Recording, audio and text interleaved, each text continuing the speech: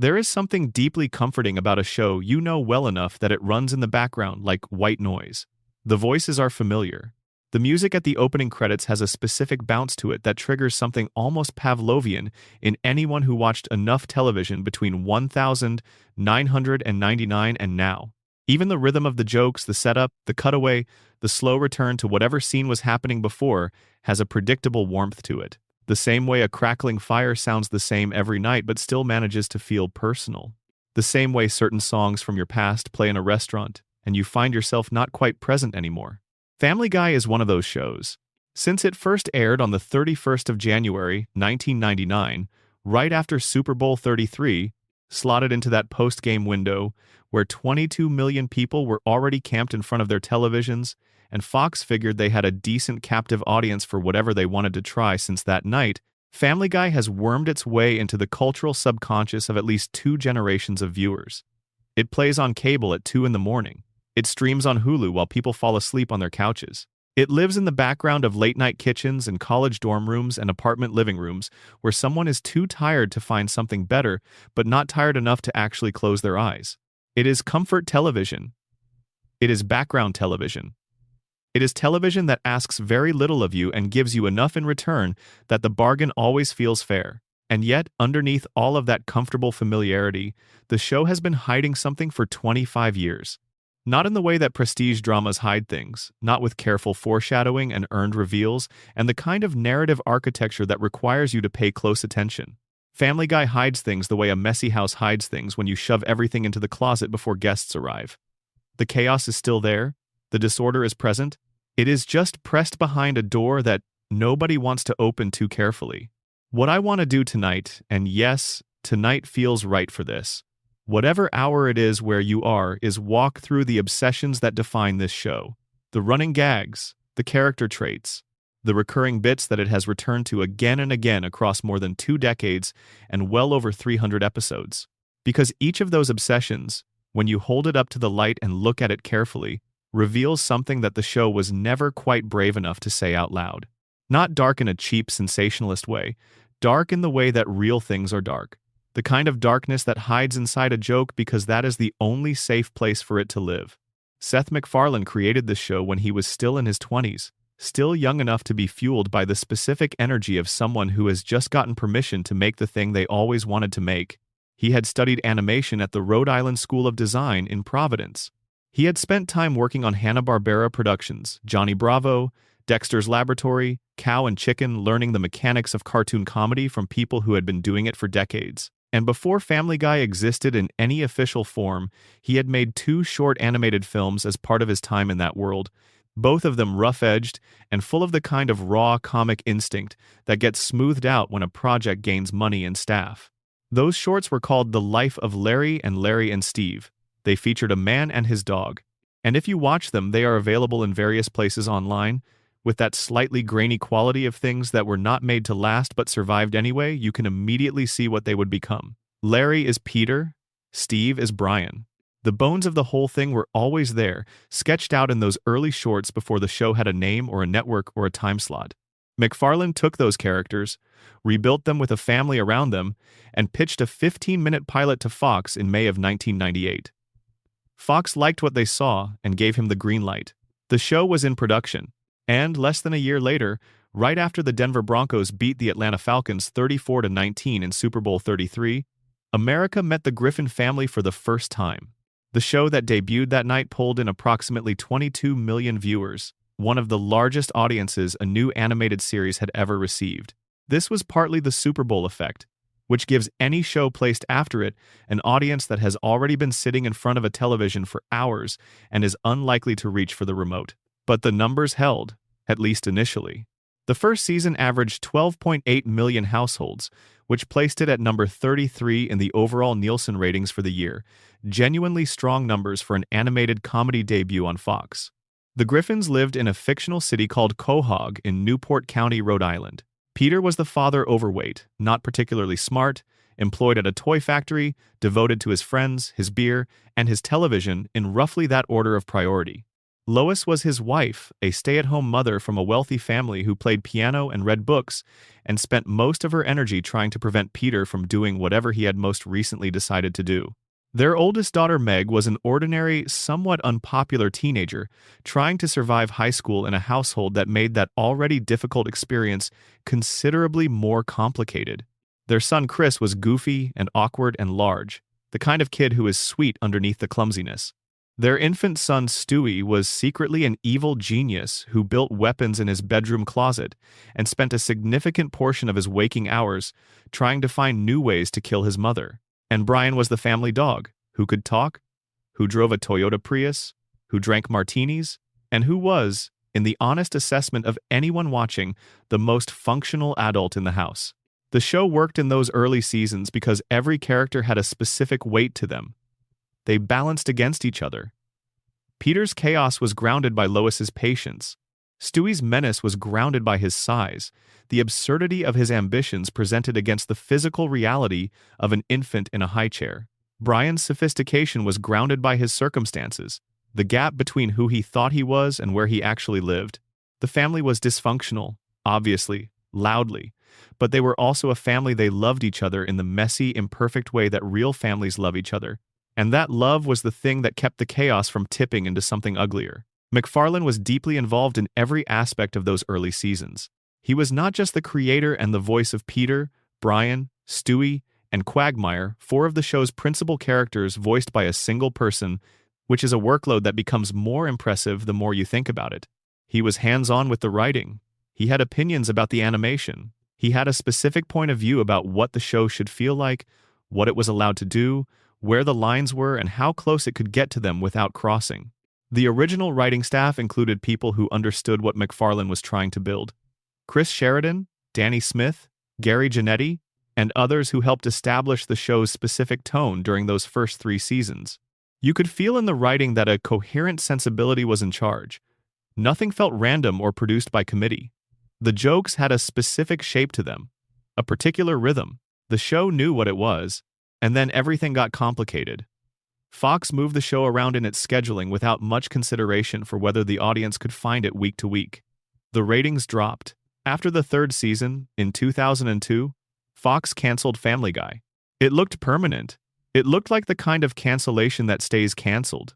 But then Adult Swim picked up the rerun rights for essentially nothing, because nobody thought the show was worth much anymore, and the reruns began airing in April of 2003. And almost overnight, Family Guy became the highest-rated program on the entire block. It boosted Adult Swim's viewership by an extraordinary margin. DVD sets of the 1st and 2nd seasons sold over 400,000 copies. A cult following had been building quietly for 3 years, invisible to the network that had given up on the show, and now it was making itself very loud. Fox brought Family Guy back for a 4th season in 2005. Fans were ecstatic, and the show that came back was mostly the show they remembered, at least at first. But something had shifted. The 3-year gap had scattered the writing staff. New people had come in with different sensibilities. The animation changed. Small things changed. And then, gradually, larger things changed. What I want to trace tonight, as slowly and as carefully as this kind of night allows, is what those changes revealed. Not about the show's quality. Plenty of people have written about that, and the transcript that inspired this video covers a lot of that ground with real care. What I want to trace is what the obsessions reveal. The things the show kept coming back to, season after season, that tell us something true about the world the show was drawing from. Starting with the most constant element of the whole production, the thing that was there in the first scene and the last scene and every scene in between. A man, a bar, a cold beer, and everything that lives in the space between them. Before we go further, wherever you are watching this from, and whatever time it is there, drop it in the comments. I genuinely love knowing where this reaches people. And if you found your way here and you are new, subscribing is free, and it means more than you might think. Section 2, The Beer That Never Runs Out, Peter Griffin's Drinking, and what it actually tells us. There is a bar in the fictional town of Quahog, Rhode Island, called the Drunken Clam. It is a dive bar in the specific sense, not dressed up to look like a dive, but the real thing, The kind of place that has been in the same spot for 30 years and has the same regulars every week and charges a fair price for a cold drink without making you feel like you are participating in a lifestyle. It is where Peter Griffin goes when the weight of his life becomes more than his particular architecture can process, which, depending on the episode, can mean a Tuesday afternoon, or the immediate aftermath of any minor inconvenience, or any moment when the gap between the life Peter is living and the life Peter's id would prefer to be living becomes briefly too wide to ignore. Peter drinks Pawtucket Patriot Ale, the fictional beer brewed at the Pawtucket Brewery, where he also happens to work. He drinks it at the Drunken Clam. He drinks it at home, on the couch, in front of the television, in the specific posture of a man who has done this enough times that the couch has learned the shape of him. He drinks it in the car sometimes, which is illegal, and the show acknowledges this with the same casual shrug it extends to most of the things Peter does that should have consequences but consistently do not. On the surface, Peter's drinking is just a character trait. It is one of the shorthand elements that the show uses to establish who he is in the first few minutes of any given episode: overweight, not particularly thoughtful, fond of beer and television and his friends, satisfied with small pleasures in a way that the more ambitious characters around him sometimes find baffling and occasionally enviable. The drinking is part of the furniture. It is how you know you are looking at Peter Griffin. But sit with it for a moment. Think about how frequently the show returns to it across 25 seasons. Think about the volume of scenes, across hundreds of episodes, that begin or end with Peter drinking, or that hinge on Peter's drinking as a plot device, or that use his relationship with alcohol as the engine for whatever catastrophe is about to unfold. The sheer accumulation of it is not accidental.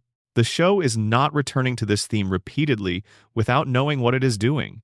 In the Season 9 episode called Friends of Peter G., the show stops and looks at Peter's drinking directly and honestly in a way that it almost never does. Peter and Brian are both sentenced to attend Alcoholics Anonymous meetings after their drinking causes real, documented harm to people around them. The episode actually engages with the potential consequences of unchecked alcoholism, and it does something genuinely unusual for a Family Guy episode. It brings in death as a narrative device and has him show Peter a vision of what his future looks like if nothing changes. What Peter sees is not played for laughs. It is a version of himself who has given up entirely on being a father, a husband, a person with any meaningful connection to other people, a man who chose the bottle over every relationship that might have asked something of him and who ended up with nothing but the bottle for company. This is not comedy. Or rather, it uses the frame of comedy to say something that is not comic at all. That is what the show is capable of, when it chooses to be. The vision death shows Peter is accurate. It is what happens when a man with Peter's relationship to alcohol makes no changes over the course of a life. The show knows this. It has always known this. And then the episode ends, and by the following week Peter is back at the Drunken Clam with a Pawtucket Patriot in his hand, and the whole thing is more or less forgotten. The reset button gets pressed, the lesson does not accumulate. The next episode starts fresh. This cycle of acknowledging the problem and then immediately reinstating it is not purely a failure of writing. It is also, on some level, a mirror. Most families that live inside a similar cycle do not break it either. They have the conversation. Someone cries. Someone promises things. And then the next week the fridge gets stocked and the same patterns begin again. The show depicts this not because it is endorsing it, but because it recognizes it. And it keeps bringing the drinking back because the audience keeps recognizing something in the bringing back. Peter's relationship with the Drunken Clam is worth looking at as its own thing, separate from the drinking itself. The Drunken Clam is the place where Peter can be Peter without any of the complicated negotiations that come with being a husband and a father and an employee. His friends Joe and Quagmire in Cleveland, and later just Joe and Quagmire after Cleveland's spin-off removed him from the core group for several seasons, are always there. The bar is always open. Nothing at the Drunken Clam requires Peter to grow or apologize or consider whether his behavior is affecting anyone else. The beer arrives and the conversation flows, and the evening has a shape that is entirely predictable and entirely comfortable. That is a very specific kind of seduction. The seduction of the place where nothing is asked of you, where your presence is welcomed without condition, and your departure is noted without drama. Many people have a version of the Drunken Clam in their lives. Not necessarily a bar, not necessarily involving alcohol, but a place or a practice or a habit where the external demands of their life cannot follow them. The show understands why Peter needs it even when it is also showing you what it costs him. Brian Griffin's drinking tells a different story within the same show. Brian drinks martinis. He drinks them to maintain a performance. The martini is not just a drink, it is a prop, a signal, a claim about the kind of person Brian is and the life Brian leads.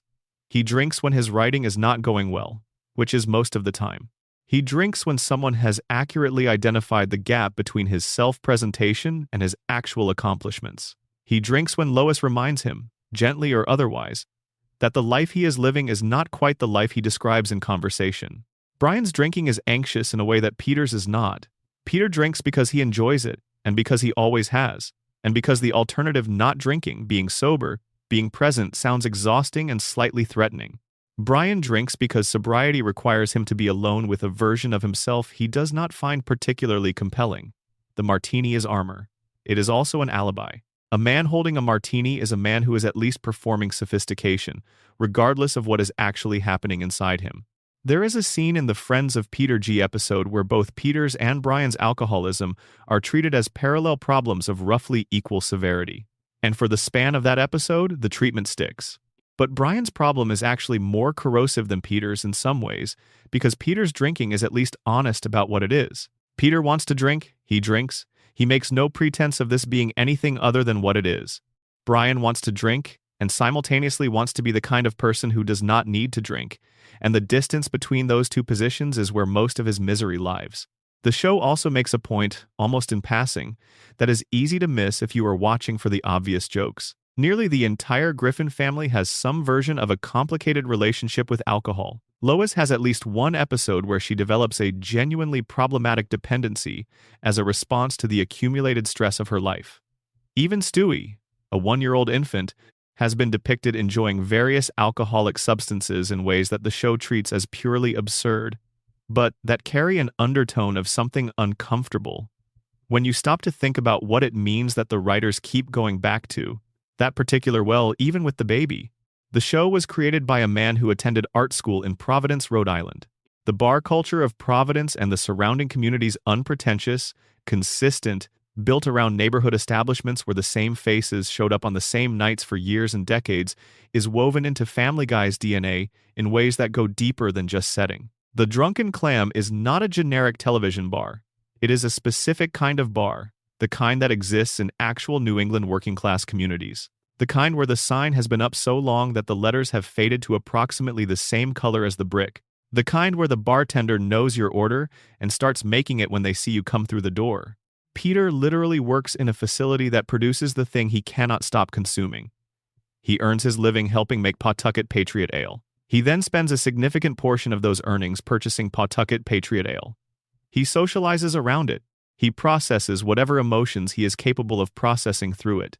He has organized his social life, his leisure time, and his sense of identity around a substance that the show, in its most honest moments, acknowledges is limiting him in ways he is not equipped to fully understand. That is a closed loop, and the show keeps drawing it because the show knows it. The families it grew out of knew it too. The working-class communities where a bar like the Drunken Clam has always been the center of social life, these communities have always understood, without needing to articulate it, that the comfort the bar provides is real and the cost is also real. And most people do not leave because the comfort is immediate and the cost is slow and future and easy to defer. The beer never runs out in Quahog. It is always there, always cold, always waiting. The show keeps returning to it across 25 seasons because it is returning to something it recognizes, something it came from, something that millions of people watching it at 2 in the morning recognize too, in their own ways, in their own lives, in their own histories. Section 3, Meg Griffin and the Cruelty That Was Called Comedy. Let us talk about Meg. Not Meg the punchline. Not Meg the butt of a recurring gag that ran for more than a decade. Meg Griffin, the oldest daughter of Peter and Lois, a teenage girl who wakes up every morning in a house where the people who are supposed to love her have, across the show's run, demonstrated in hundreds of carefully documented ways that they cannot quite manage to see her as a full human being with legitimate needs and a legitimate claim to dignity. In Season 1, Meg is not treated like this. She is the somewhat boring, somewhat ordinary teenager in a family where nothing is ordinary. She is the contrast, the one sensible person in a household of absurdists, the one who just wants a normal teenage life and cannot have it because her father is who he is, and her baby sibling is apparently plotting global domination, and her family dog is a failed novelist who drinks martinis, and occasionally offers unsolicited opinions about Lois. There is something warm in that version of Meg. She is relatable. She is the audience's way into the chaos of the Griffin household, the character whose reaction to the madness most closely mirrors what a real person's reaction would be. When her father embarrasses her, you wince with her rather than at her. When she tries to make friends at school and it does not quite work, you feel the specific texture of that experience, the way teenage social rejection has a density to it, a physical quality, that stays with you in a way that older embarrassments somehow do not. She was voiced in the very first season by actress Lacey Chabert, before Mila Kunis took over the role beginning in season 2 and has stayed with it ever since, bringing considerably more to the character than the writing has generally warranted. The version of Meg that existed in those first 3 seasons was the version that deserved better. And the version of Meg that the show produced from roughly season 4 onward got something very different. When Family Guy returned from its 3-year cancellation in 2005, the jokes about Meg shifted. What had been observations about her ordinariness, she is the boring one, the relatable one, the unmagical member of a magical family, became something harder and less funny. The jokes stopped being about what Meg lacked and started being about what Meg was. About her physical appearance, which the show began treating as an inherent problem. About her value as a person, which the show began treating as essentially zero. About her place in the family, which the show began depicting not as a daughter who was overlooked, but as a presence that everyone would prefer to be rid of. This happened gradually at first, then with increasing speed. By the middle of the show's run, by the time you reach seasons 8, 9, 10, 11, 12, 13, 14, the abuse of Meg Griffin had become one of the show's defining features. Peter, who in season 1 had been a clumsy but fundamentally caring father who did embarrassing things without realizing they were embarrassing, had transformed into a character who actively tormented his oldest daughter, who passed gas in her face as a form of entertainment, who physically shoved her, who made comments in her presence about wishing she would simply disappear, who in flashback was revealed to have tried to abandon her at a fire station when she was still a baby, a scene presented to the audience as a punchline. The rest of the family followed. Lois, who in the original seasons was the emotional center of the household, the one who noticed when her children needed something and tried to provide it, began treating Meg with an open coldness that was sometimes more disturbing than Peter's louder cruelty. Chris, who used to have a normal sibling dynamic with his older sister, drifted into joining the mockery. Even Stewie, who in the early seasons barely registered Meg as a presence, began occasionally contributing to the pile-on. And the outside world participated too. School was no better than home. Connie D'Amico, the popular girl who functions as Meg's primary social adversary, administered cruelty with the specific efficiency of a teenager who has discovered that social power comes from identifying the right target and staying on them. Teachers ignored Meg or mistreated her. Strangers insulted her without provocation. The entire fictional world of Quahog seemed to have arrived at an unspoken consensus that Meg Griffin was a person to whom normal standards of decency did not apply. The season 10 episode Seahorse Seashell Party is the moment that crystallized exactly what the show had built and exactly what it had decided to do with it. In this episode, the Griffin family is stuck inside during a hurricane. Meg, who has been absorbing abuse across many seasons by this point, finally breaks. She stands in her living room and she speaks. She tells her family what they have done to her. She names it with the specific clarity that you only develop after a long time of swallowing things that should not have to be swallowed. She tells Peter he is a failure as a father. She tells Lois she has been a failure as a mother. She enumerates the specific ways their treatment of her has shaped her experience of growing up and shaped her understanding of what she is worth.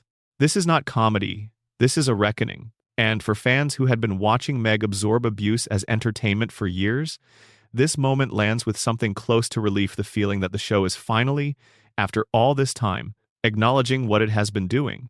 But then comes the ending. After Meg's confrontation, the family turns on each other. Without a shared target for their collective frustration, the dynamic destabilizes. Peter and Lois argue. Chris falls apart. The household that had organized itself, unconsciously but structurally, around the availability of Meg as a place to put things anger, anxiety, embarrassment, Boredom begins to collapse without her in that position.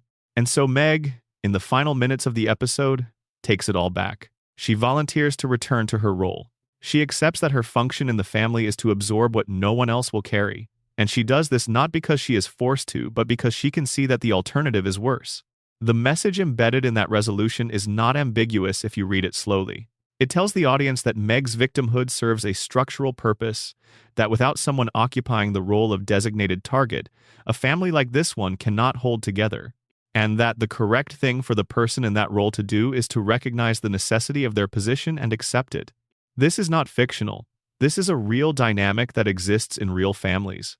The research on family systems, the way roles get assigned and maintained, the way certain members become repositories for the family's collective psychological material, the enormous social pressure that gets exerted on those members to remain in their assigned positions is substantial and serious, and the show accidentally depicted it with more accuracy than it probably intended. What makes the Meg situation especially layered is that the show also kept proving it knew better. The Simpsons crossover episode, where Meg meets Lisa Simpson and the two of them discover a genuine connection where Lisa encourages Meg, sees something in her worth encouraging, and helps her discover a talent for saxophone, is genuinely warm and well-written. It treats Meg as a person rather than a device. It suggests that if someone cared enough to look, they would find something worth looking at. Peter's sister is another example. The episode reveals that Peter was bullied and abused by his own sister growing up, that the cycle of cruelty he inflicts on Meg did not originate with him, but was transmitted to him by the people who were supposed to protect him. Meg learns this and chooses compassion. Peter acknowledges what he has done. There is a genuine reconciliation between them. And then the next episode, everything resets. Peter is cruel to Meg again. The lesson dissolves. The pattern reinstates itself as if the episode that preceded it never happened. And this happens more than once. The show takes a step towards something better and then retreats from it so completely that the step leaves no trace. This is the most damaging pattern in the show's relationship with Meg Griffin. Not the abuse itself, though the abuse is extensive and went on for too long, but the repeated cycle of acknowledgement and retreat, the promise held out and immediately withdrawn. The momentary recognition that a character deserves better, followed by the decision to return to what is comfortable and familiar, and generates the kind of audience reaction that the writers have learned to expect. By seasons 15 and beyond, the writers did begin to pull back. More women joined the writing staff and pushed against the sustained cruelty. Meg started getting episodes where she was competent, where she pushed back, where she showed resilience rather than simply absorption. By the show's more recent seasons, the worst of it had largely stopped. But the record exists. For roughly a decade, one of the show's main characters was defined almost entirely by her suffering. She was not developed, she was not given an arc. She was given a function to absorb what no one else would carry, and the show held her in that function for as long as it could get away with. Meg Griffin is the character who deserved the most and received the least. And the fact that the show could see this, in its lucid moments, and still kept returning to the cruelty is the clearest proof that the show, in its worst period, had stopped being driven by craft and started being driven by habit. There is something worth saying about what Mila Kunis brought to the role across all those seasons of thankless material. She has spoken publicly about the experience of voicing Meg during the show's most brutal period, about sitting in a recording booth and being asked to voice a character's pain and humiliation in ways that required something from her even when the writing did not honor what she was giving. The performance is there in the audio, in episodes that the writing does not deserve. When Meg is allowed to be human, Kunis plays it with a specificity that suggests she understood who this character was supposed to be, who she could have been, what she might have become if the writers had cared enough to find out. The irony is that Meg Griffin, as a character type, the overlooked teenager in a chaotic family, the one who wants to be seen more than she wants anything else, is probably the most universally relatable character on the show. More than Peter, whose stupidity is extreme enough to distance him from most audience members. More than Brian, whose pretension is specific enough to require a particular kind of self-recognition. Meg is the most basic and most human thing Family Guy produced. A person who wants to matter to the people around her, who keeps not quite mattering, and who gets up the next day and tries again. The show treated this as comedy. The audience, or at least the part of the audience paying attention, felt something closer to recognition. Section 4. The Evil Genius Baby, and what Stewie Griffin was actually about. Stewie Griffin holds a ray gun in the first scene of the first episode of Family Guy and points it at his mother. He is 1 year old. He has a football-shaped head and a yellow shirt and red overalls and a British accent of the patrician, slightly menacing variety, the kind associated in the American cultural imagination with sophistication and condescension, and the quiet assumption that the world would be run more efficiently if the right people were in charge of it. He speaks in full sentences about things that 1-year-olds do not speak about. The people around him mostly cannot hear what he is actually saying. They see a baby making sounds. He is delivering monologues about world domination. He is, from the moment of his introduction, one of the most original characters in the history of American animated television. There is nothing quite like Stewie Griffin in what came before. The evil baby, the criminal mastermind in a diaper, the tiny Bond villain who shares breakfast time with planetary subjugation planning, is a genuinely new idea, executed with real precision.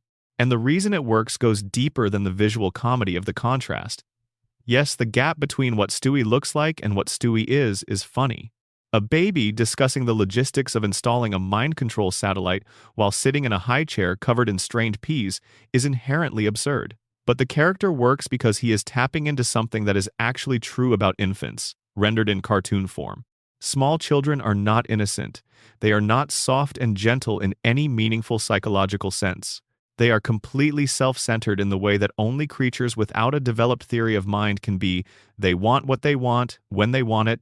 Without any of the social negotiation that humans spend years learning to perform, they do not have patience.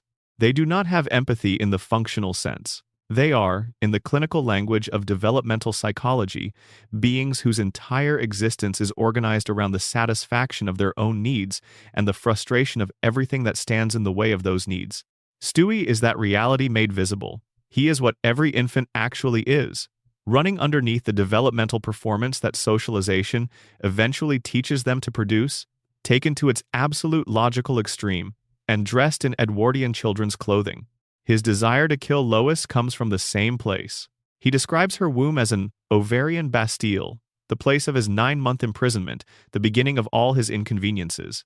His desire to destroy her is the desire of a being who has been pulled from warm darkness into a world full of demands, feeding schedules, nap times, the indignity of diaper changes, the expectation that he will coo and gurgle and perform babyhood for the gratification of the adults who own him and who has identified the primary enforcer of these demands and decided that she must be eliminated. That is the psychology of early infancy, rendered as villainy, and it is genuinely brilliant. Seth MacFarlane describes Stewie as an evil Rex Harrison, a reference to the slightly sinister patrician charm of the actor who played Henry Higgins in My Fair Lady. The comparison is useful. Stewie is not just evil, he is refined evil. He has standards. He finds the world around him aesthetically and intellectually offensive. His contempt is not born of cruelty for its own sake, but of discernment. He can see how things should be, and he is continuously and specifically infuriated by how they actually are. This is also the inner life of a certain kind of child prodigy, rendered externally, the kid who reads too much too early, the one who sits at the family dinner table already understanding, without having the language to articulate it, that the conversation happening around him is operating several levels below what he could be engaging with, the one who has not yet developed the social skills to conceal this understanding, or the compassion to feel guilty about holding it. Stewie is what you get when you take that child and give them a fully equipped research laboratory and remove any external constraints on what they choose to do in it. The early seasons 1 through 3 committed to this fully. Nearly every scene with Stewie in those seasons involved him in some stage of a scheme, building something dangerous, planning something catastrophic, attempting, usually unsuccessfully, to execute the latest version of the plan to eliminate Lois. The comedy was layered. You had the visual absurdity of the baby and the plan. You had the dramatic irony of Lois picking him up and hugging him with no idea that he had spent the morning calculating the optimal trajectory for a particle beam. And you had the running thread of his relationship with Brian, the one character who could actually understand what Stewie was saying and talk back to him, which is why their friendship began to develop with a specificity that felt earned rather than convenient. But starting in season 4, the show made a decision that would change the character permanently. The writers, including MacFarlane, had concluded that the evil baby joke had been taken as far as it could reasonably go. They felt they had explored every angle of Stewie wanting to kill Lois and dominate the world, and that continuing to revisit those same beats would make the character feel repetitive and stale. So they changed him. The evil genius elements did not vanish overnight, but they faded quickly. The world domination plots became rarer. The attempts on Lois's life became occasional and then almost ceremonial, more gesture toward the original character than genuine continuation of it. In their place, a new Stewie emerged, more emotional, more vulnerable, more focused on his relationship with Brian, on his developing sense of identity, on the kinds of personal anxieties and insecurities that the original Stewie would have found beneath his notice. The British accent deserves its own moment of attention. Stewie Griffin speaks like a character from a specific stratum of British society, the stratum associated with education, with refinement, with the assumption that one's intelligence and cultivation set one apart from the general population. The accent is not just a comic choice, it is a character choice. It signals the distance Stewie maintains from the world around him, from his American family, from the suburban Rhode Island environment he was born into, from everything that the Griffin household represents in terms of what life is supposed to look like. The accent says, "I am not from here, even though I was born here." It says, "I belong somewhere else, even though I have never been anywhere else."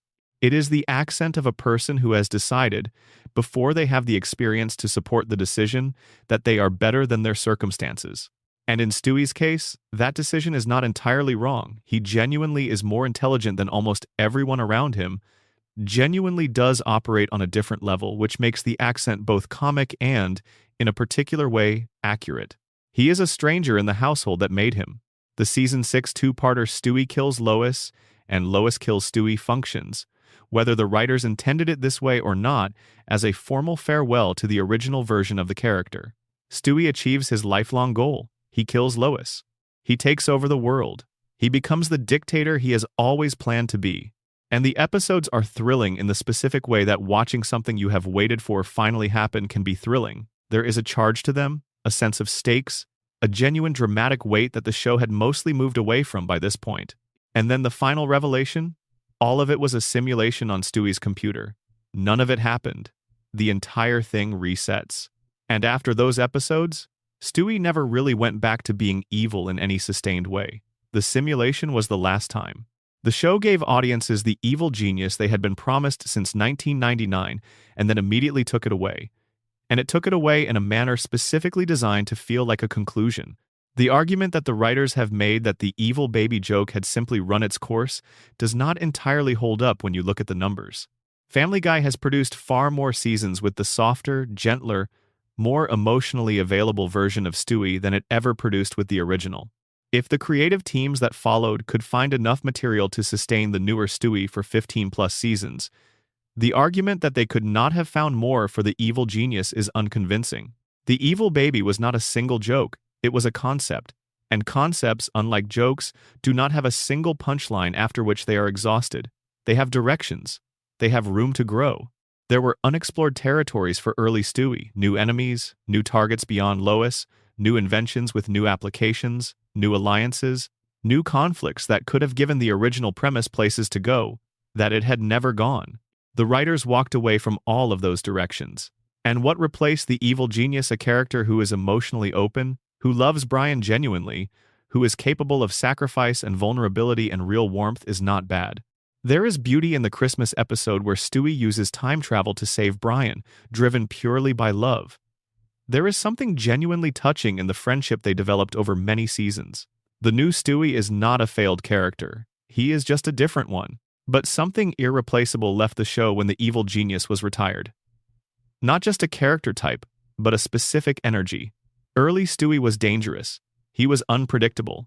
Every scene with him had a charge to it because you genuinely did not know what he might do or say next. He was the character on the show who seemed most fully alive, most fully committed to being exactly what he was without apology or softening. The current Stewie is pleasant. He is witty. He is safe. And for a character defined from his very first scene by the complete and total absence of safety, that transformation is its own kind of loss, quiet, gradual, and almost impossible to fully articulate because the replacement is likable enough that you have to think carefully to remember what it replaced. Section 5: Brian Griffin, the failed writer, and the story of borrowed sophistication. Brian Griffin's novel is called Faster Than the Speed of Love. It is, by every available piece of evidence the show provides, not a very good novel. Hundreds of unsold copies arrive at the Griffin house by mail, returned by distributors and bookstores, sent back in bulk, stacking up in the living room as a monument to a failure that Brian keeps finding reasons not to name as failure. He has been working on this novel for as long as the show has existed. Or, more accurately, he has been the kind of person who is working on this novel, the kind for whom the project exists primarily as a future accomplishment that justifies a present identity. Brian is a writer. That is who he tells people he is at parties, when anyone asks what he does. The actual writing is somewhat beside the point. The novel is the alibi. This is a recognizable portrait. It is the portrait of a very specific kind of person. The one who read all the right books in their early 20s and decided that this qualified them for a life different from the one they actually inhabit. The one who moves through the world with the posture of someone for whom the real thing is perpetually just around the corner. The current circumstances, the dependence on the Griffin's hospitality, the Toyota Prius with the personalized license plate, the string of romantic failures, the inability to finish the project they have been beginning for years are all temporary. They have always been temporary. Something is about to happen. Something has always been about to happen. The show built Brian from this material deliberately and, in the early seasons, with considerable affection. He was a failed writer, but he was also a loyal friend and a genuinely intelligent character whose failures were balanced by real qualities. His dry wit was actually dry. His care for Peter was actually care. His feelings for Lois were genuinely complicated rather than simply predatory. His role as the grounded, sane observer in a household of chaos was something the show used with craft. Brian was the straight man, the voice that could look at the madness around him and provide the kind of response that felt closest to how a real person would respond. Then, the show slowly turned him into someone else. The process was gradual enough that it is hard to pinpoint exactly when Brian stopped being a character with flaws and became primarily defined by his flaws. But the Season 9 episode Brian Writes a Bestseller is the inflection point that most fans identify, because in that episode the transformation is complete and visible and impossible to rationalize. Stewie, who has always believed in Brian more consistently than Brian deserves, encourages him to try writing again after another period of depression about Faster Than the Speed of Love. Brian responds to this encouragement by writing a self-help book, not a real book, by his own eventual admission, but a cynical exercise in producing the kind of content that the market for self-help books will apparently accept without examining it too carefully. The book is called Wish It, Want It, Do It. It becomes a massive bestseller, and Brian, receiving success for the first time in his life, becomes instantly and completely monstrous. The gratitude does not arrive. The self-awareness does not arrive. What arrives instead is a version of Brian whose arrogance has been unmoored from whatever previously kept it in check, who treats Stewie, the person who made this possible, who pushed him back toward writing when he had given up with open contempt. He fires him. He dismisses him. He behaves as though the success belongs entirely to him, and the person who helped create the conditions for it is an inconvenience he no longer has to tolerate. This is a specific and recognizable pattern. The person who receives help and, in receiving it, immediately begins to resent the helper because the helper's continued presence is a reminder that the success was not entirely self-generated. Because maintaining the fiction that Brian would have gotten there on his own requires that Stewie be removed from the story of how it happened. The episode ends with Brian appearing on Bill Maher's show, collapsing entirely under gentle interrogation, admitting that the book was written quickly and cynically, and then retreating in humiliation. And then, in the car on the way home, he tries to apologize to Stewie and ends up blaming Stewie instead. That is very good writing about a very specific kind of failure. It is accurate in a way that the show was not always interested in being accurate. And the tragedy is that the show had this level of insight about Brian and still chose, in subsequent seasons, to keep making him worse rather than using that insight as the foundation for something more interesting. The Quagmire speech from Jerome is the New Black, in Season 8, is the explicit acknowledgement of what Brian had become. Quagmire, who is himself deeply flawed in ways the show is better at laughing at than examining, delivers a monologue that is brutal in its accuracy. He catalogs Brian's failures and hypocrisies with the specificity of someone who has been paying close attention for a long time. He calls out the pretension. He calls out the failed writing. He calls out the way Brian talks about respecting women while behaving toward them with a shallow transactionalism that belies everything he claims to believe. He calls out the relationship with Lois. The way Brian has used Peter's hospitality as cover while pursuing something he knows Peter would find devastating. Everything Quagmire says in this speech is accurate. The show has depicted all of it. It is not a false accusation. It is a comprehensive and well-evidenced summary of what Brian Griffin had become. And the show clearly intended for the audience to recognize this, to side with Quagmire, to feel the relief of someone finally saying out loud what had been accumulating silently for seasons. And then, nothing changed. Brian continued being exactly the person Quagmire described.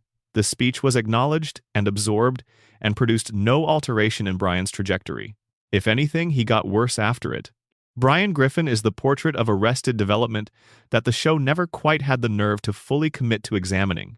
He is the man who has lived inside his own potential for so long that the potential has become his entire personality. The gap between who he is and who he intends to become is where he actually lives. The novel he is going to finish, the relationship that is going to work, the respect he is going to earn, the life he is going to lead, all of it perpetually ahead of him, perpetually deferred, because the moment any of it actually arrived, he would have to stop being someone waiting for things and start being someone responsible for having received them. That is frightening. Staying in the waiting is safer. And so Brian keeps waiting and keeps drinking martinis and keeps delivering speeches about literature and politics and the nature of sophisticated human experience while sitting in a family's living room on their charity, unchanged and unchanging, the potential intact and the novel unfinished.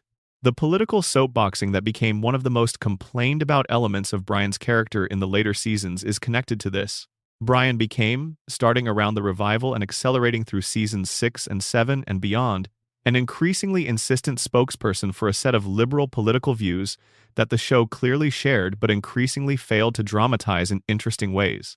He would stop episodes cold to deliver speeches. He would interrupt scenes to correct people. He would pursue debates past the point where anyone in the scene or watching the scene retained any interest in continuing them.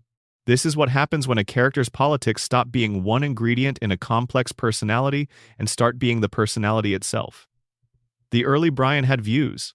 He had views the same way he had a fondness for martinis and a complicated relationship with Lois, and a lingering sense that he deserved a different life than the one he was living as one thread among many. The later Brian had positions. He had platforms, he had causes, and the distinction matters enormously in terms of what it feels like to spend time with the character. There is also something worth noting about Brian's relationship with the other characters in the Griffin household, not the friendships, but the economic and social dynamic that underlies them. Brian lives in the Griffin's house. He eats their food.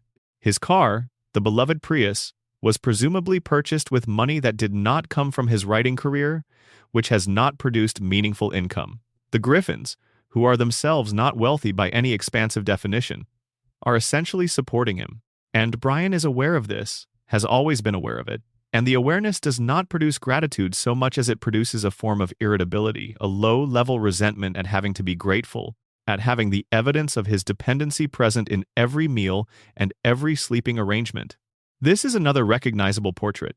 The person who has been supported by someone else's generosity long enough that the generosity has started to feel like an insult, because the generosity is a reminder of a status they did not choose and cannot seem to change. Brian's occasional prickliness toward the Griffins, his defensiveness when his intelligence or accomplishments are questioned by people whose hospitality he relies on, makes a particular kind of sense when you read it through this lens. The show never quite went there explicitly. It never had Brian confront the specific psychological cost of his dependency, or the Griffins confront the specific tensions in supporting someone who can be genuinely unpleasant while remaining in their home. But the material was always there, visible in the edges of scenes, available to be developed if the writers had wanted to go somewhere harder and more honest with it. Brian Griffin is, in the end, the most specifically realized failure in a show full of people who are failing in various ways. Peter fails loudly and physically and immediately, in ways that produce visible chaos and immediate consequences that are then immediately forgotten. Brian fails quietly and persistently, and in ways that are mostly interior, the failure of the person who was almost something more than they are, who can see clearly the shape of the life they wanted, and who cannot figure out the particular distance between that shape and where they actually stand. Section 6. The chicken fights and the violence we cannot stop watching. The first time Peter Griffin fights Ernie the Giant Chicken is in the Season 4 premiere episode Blind Ambition, and it begins over the most trivially small provocation imaginable. Ernie had, at some unspecified point in the recent past, given Peter a coupon. The coupon was expired. Peter discovered this. And from that moment forward, the two of them have been engaged in one of the most extensively choreographed and structurally bizarre ongoing feuds in the history of animated comedy. Each encounter follows a template. Peter is in the middle of something, a conversation, an errand, a walk down a street, and Ernie appears. No explanation is given for his presence. He is simply there, large and silent and immediately recognizable, and Peter recognizes him, and the fight begins. Not briefly, not with an exchange of blows that leads somewhere narrative. They fight for minutes of screen time, moving through whatever environment is available: grocery stores, train stations, cruise ships, airports, office buildings, construction sites, sewers, the street, the sky. They destroy property on an enormous scale. People in the vicinity are almost certainly harmed. The collateral damage of their passage through the world is genuinely catastrophic in the visual physics of the show. And then it ends. Peter wins. He walks away battered and bruised and returns to wherever he was going, picking up the thread of whatever he was doing before Ernie appeared as though nothing has happened. Ernie lies still. And then, in the final shot, Ernie moves a hand clenches or a leg shifts indicating that he is not dead, that he has survived again, that the cycle will continue. The fights were animated with a level of craft that is unusual for the show. The choreography is elaborate and detailed. The physics, while exaggerated, have an internal consistency that requires careful planning to maintain. The action movie tropes are deployed lovingly: the slow-motion punch, the dramatic orchestral hit, the cut to a wide shot of destruction, and then stretched past their expected duration until they tip from parody into something that functions almost as the thing it is parodying. The fights are, in purely technical terms, impressive pieces of animated production. They were popular enough that the show returned to them repeatedly across the show's entire run. Ernie became a regular character without ever having anything like a character arc. He was defined entirely by his antagonism toward Peter and nothing else, which is itself an unusual form of fictional existence. He had a wife named Nicole and a son named Nugget, and the show occasionally gestured at him having a domestic life. But these details were always subordinate to his primary function, which was to appear and fight. He was finally definitively killed in a later season by Meg Griffin, who ripped his head off and left the rest of him running around in the manner of the folk saying about a decapitated chicken, which is both a dark joke and a structurally appropriate ending for a character whose name was Ernie the Giant Chicken. The show's executive producer, Alex Sulkin, confirmed after that episode that the death was permanent. The character had run his course. The production team had gotten everything they could from the set pieces, and found it increasingly difficult to top what had come before. But set aside the craft and the spectacle for a moment, and look at the origin. An expired coupon. That is the foundation of this entire structure. One trivial commercial transaction that went slightly wrong. Not a betrayal, not a genuine injury. An expired coupon, discovered at a moment of minor inconvenience, that Peter responded to with violence that has never once been proportionate to the provocation. This is the psychology of the grudge, rendered in the most cartoonishly literal way possible, because grudges do not require large original injuries. They require only that the original injury be felt as an injury that it register, in the moment it is received, as something that cannot simply be shrugged off. The expired coupon landed on Peter in a way that stuck. It became the occasion for something that was not really about the coupon. What was it about? Pride? Possibly? The specific pride of a man who does not have many reasons to feel respected, who encounters a moment of disrespect even minor, even unintentional, and cannot let it go, because letting it go would mean accepting that disrespect is something he has to absorb without response. The chicken fight is Peter asserting that he will not be trifled with, even though the scale of his assertion is so wildly disproportionate to the scale of the slight that the assertion itself becomes the joke. The third fight is the most interesting one. After the battle ends, Peter and Ernie sit together, exhausted and bloodied, and both of them admit they cannot remember what they are fighting about. They call a truce. They go to dinner. Ernie's wife joins them. And for a brief window, They are simply two beings sharing a meal. The grudge dissolved. The cycle apparently broken. Then Peter refuses to let Ernie pay for dinner. They restart the conflict. This is the most honest moment in the entire chicken fight mythology. The grudge does not need the original injury anymore. It just needs a new occasion. The coupon has long since ceased to matter. What matters now is the pattern itself, the cycle of confrontation and escalation that has become its own justification. The two of them could stop at any point. They do not stop because stopping would require them to exist in a relationship without the grudge, and neither of them knows how to do that anymore. There is also something in the chicken fights about the audience's relationship to violence as entertainment. These sequences are not presented as tragic or disturbing. They are fun. They are exciting. The elaborate choreography invites enjoyment, and the audience watches eagerly as two characters destroy everything around them and harm everyone in their path, because the framing is comic, and the characters are cartoons, and the distance of animation makes all of it safe to enjoy. The show understands this. It has always understood this. The chicken fights exist in part because they give the audience permission to enjoy something that, described literally, is a man who cannot let go of a minor slight causing enormous destruction every time he encounters the person who delivered it. The cartoon frame is the permission structure. Without it, the same story is not funny. What is interesting about the chicken fights as they developed across the show's run is how seriously the production team took them, in contrast to how casually the surrounding episodes were sometimes written. The animation for these sequences required significantly more planning and more work than a standard scene. The physics had to be internally consistent across a multi-minute sequence.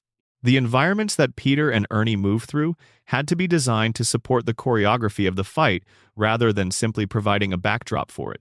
And the action movie language, the specific grammar of Hollywood action sequences, the tropes and conventions that the fights are simultaneously deploying and parodying had to be precise enough that the parody registered while the spectacle still worked.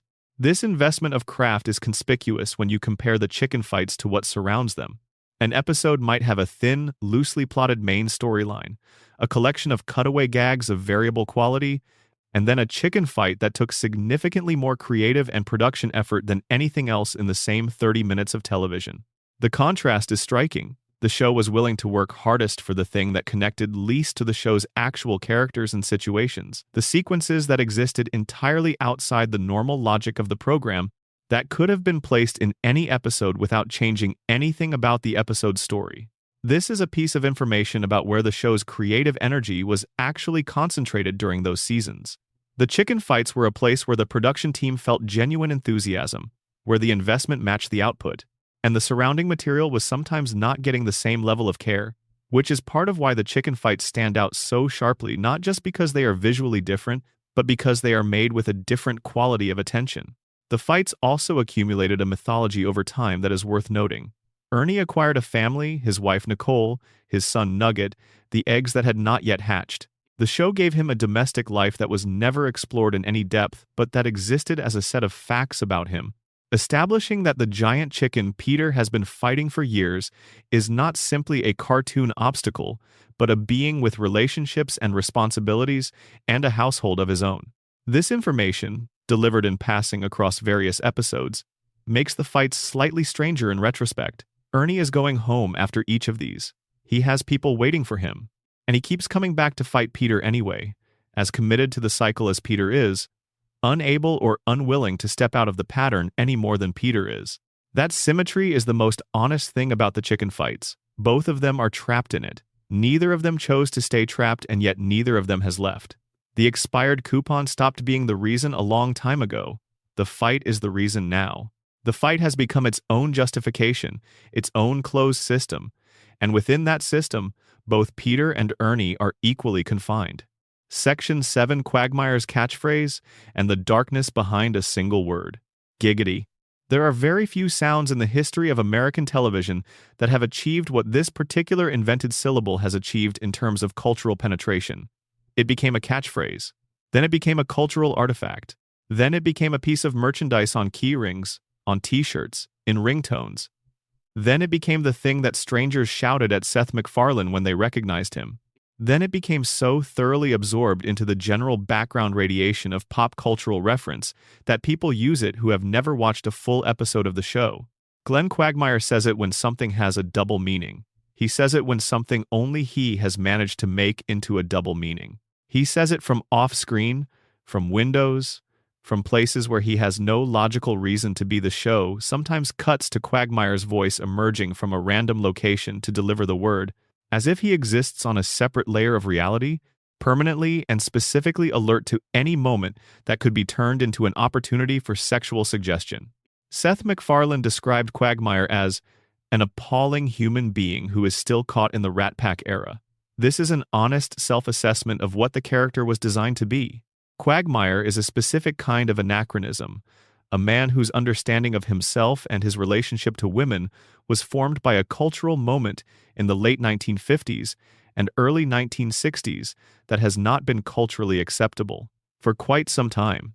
He is the swinging bachelor from a time before the phrase swinging bachelor began to carry its current implications. He is the smooth operator from an era when smooth operators did not have to think very carefully about what their smoothness actually consisted of. In the early seasons, this is a satirical portrait. The joke requires distance. You are meant to observe Quagmire from outside his perspective, to find him ridiculous, to enjoy the exaggeration of a type that real life generally delivers in more subtle doses. The comedy works because Quagmire is obviously and visibly absurd, because his worldview is presented as comically outdated, because the audience is positioned outside and above. But the giggity complicates this positioning. Because the catchphrase does something specific, it transforms whatever it follows into an occasion for laughter. Whatever Quagmire has just done or said or implied, the giggity turns it into a punchline. And punchlines, by their nature, complete transactions. They close loops. They signal that whatever just happened is now filed under comedy and can be moved past. This becomes problematic as the show escalates what Quagmire's behavior actually consists of. In the early seasons, his behavior is coded as generically inappropriate, aggressive flirtation, serial womanizing, an inability to take no for an answer in situations where the joke is that he should take no for an answer. Uncomfortable, but operating within a comedic register that the show had established as safe territory. In later seasons, the behavior becomes harder to file under giggity and move past. There are references to women being held against their will in Quagmire's house. There is the information, revealed in a later season, that Quagmire was sexually abused as a child. There are moments that, described without the cartoon frame and without the catchphrase, describe behaviors that are not funny and are not meant to be funny, and that the show's refusal to treat as serious makes the audience complicit in something uncomfortable. The catchphrase is the mechanism that enables the escalation. Each time giggity is deployed, it performs a small act of laundering.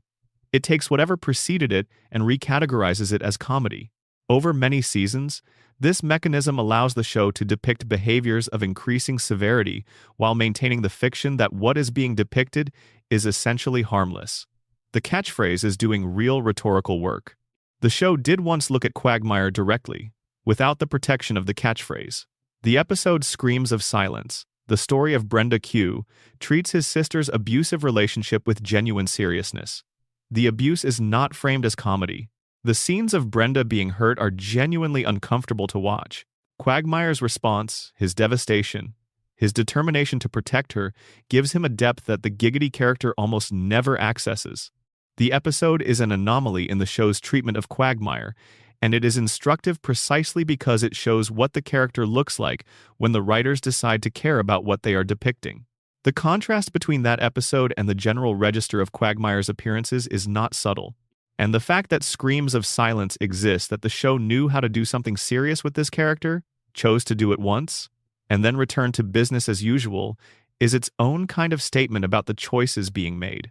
Giggity became merchandise because it is funny, and because it is catchy, and because the specific vocal delivery MacFarlane gives, it has a quality that rewards repetition. But it became merchandise also because it worked, because it did what it was designed to do, which was to make the audience comfortable with things they might otherwise not be comfortable with. That is the dark truth behind the single word that defined a character for more than 2 decades. It is worth spending a moment on Quagmire's hidden depths because the show did occasionally access them, and the contrast with his usual presentation is sharp enough to make those moments memorable. Beyond the Screams of Silence episode about his sister, There are glimpses across the show's run of a quagmire who is not simply a vehicle for sexual inappropriateness, who volunteers at a homeless shelter, who is capable of genuine loyalty to his friends, who has experienced real loss in the form of the one relationship that actually mattered to him. A woman named Cheryl Teagues, whose departure from his life is revealed to be the origin point of his most compulsive behavior. The idea that Quagmire's hypersexuality is a response to a specific loss, that the parade of women through his life is not an expression of satisfaction but of its opposite, an attempt to fill a gap that no quantity of conquest can actually close, is a psychologically interesting premise that the show almost never develops. It appears in fragments, in individual scenes that suggest the writers understood, on some level, what they were building and why it was built that way. And then it gets absorbed back into the general comedy of Giggity and the next set of jokes. Quagmire is also notable for being one of the characters through whom the show reflects on itself most awkwardly.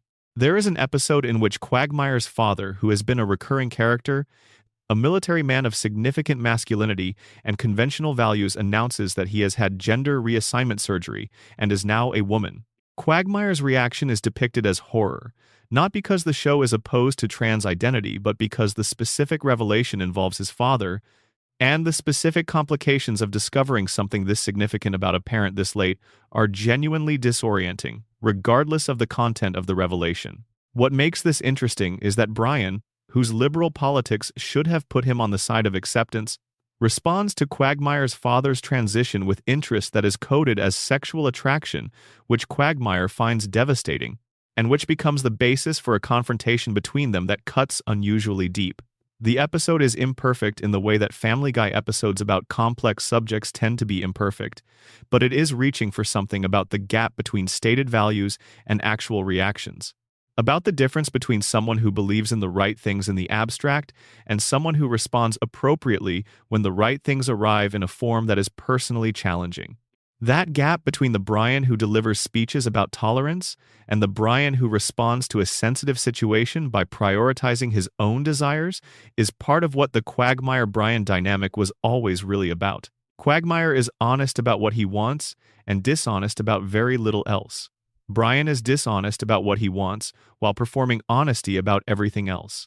And the show understood, in its better moments, that the Quagmire who says giggity and means it might be less corrosive than the Brian who says all the right things and then acts exactly as he pleases. Section 8. The Conway Twitty Gag and what an audience will actually sit through. In multiple episodes of Family Guy, spread across several seasons, at moments when a joke should occur or a comedic transition should happen, the show cuts instead to a full, unedited performance of Conway Twitty singing one of his songs. Not a reference, not a clip, not a parody. A complete performance, with Conway Twitty standing at a microphone in full stage regalia, delivering the song from beginning to end. The song plays, Conway Twitty sings, and when the song concludes, the show returns to the Griffin family and continues as if nothing unusual has occurred. There is no punchline. There is no connection between the song and the scene it interrupts. The joke, if it can be called that, is that the joke is not there. The expectation of comedy has been set up and then systematically, almost aggressively not fulfilled.